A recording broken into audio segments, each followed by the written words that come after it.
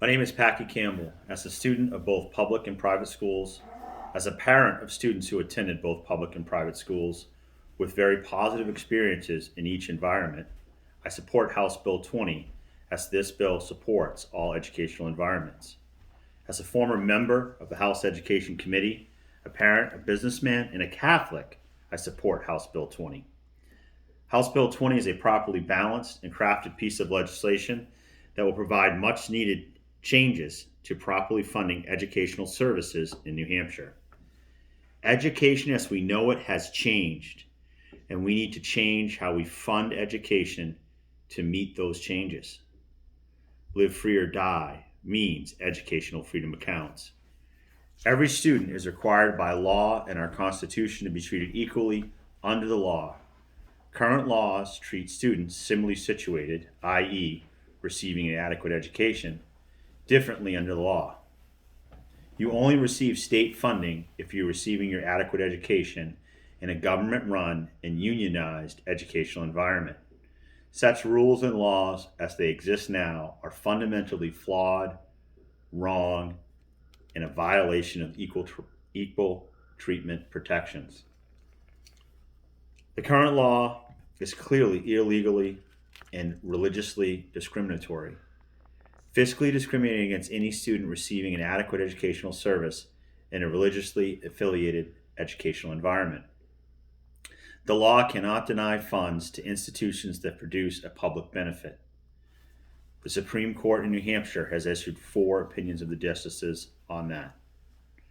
Many institutions are providing adequate educational services as clearly defined by law, and meeting the statutory obligations for those students to receive an adequate education.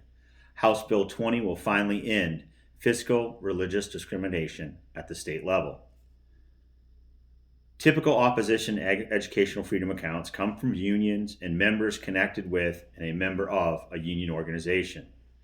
There can be no doubt that some of the state's funds through education freedom accounts will find their way into educational service providers that are non unionized labor environments. As such, it makes sense for unions to oppose educational freedom accounts.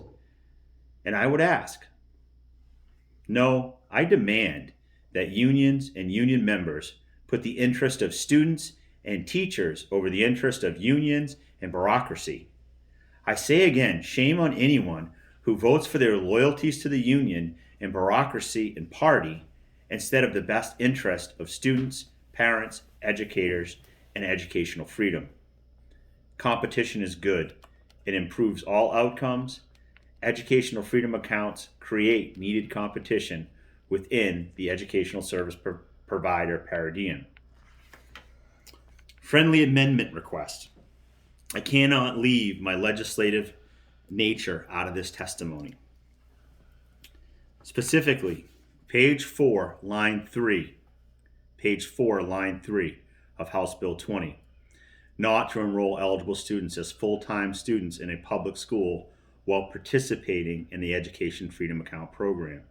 We should amend that to say, as a full-time student in a student's resident public school. So just add the word student's residence.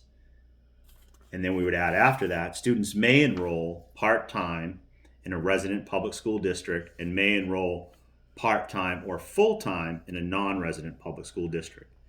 This change would facilitate a need to change page 7, line 13 to be modified. That section talks about gathering statistics in our annual reporting. You would just have to add at the end of that line 13 and part-time or full-time enrollment in public schools. That's another category to count or report. I believe the legislative intent was to make available educational freedom accounts to be used part-time in the resident school district and full and part-time in the non-resident school districts. This amendment would clarify the intent and perhaps increase support for the bill, as it would increase use in public schools. Think of a student who wants to be in an ROTC program, but one is not offered in his home district. The examples and benefits of this flexibility are endless. I believe we need to support the current public school model, as a supermajority of our students receive quality educational services within that model. By making the language clear that part-time enrollment is allowed in a resident public school district, we can and should keep hybrid learners connected with that local school community and funding for those services provided in the program. Think sports and clubs and specific classes or teachers a student wants to incorporate into his or her educational freedom plan. My union friends I so harshly criticize while asking for the properly ordered priorities. This would be an amendment you should support, as we should support public schools and unions, as both have and do bring great positive value to our educational system and society. Be on the right side of history. Vote in favor of House Bill 20.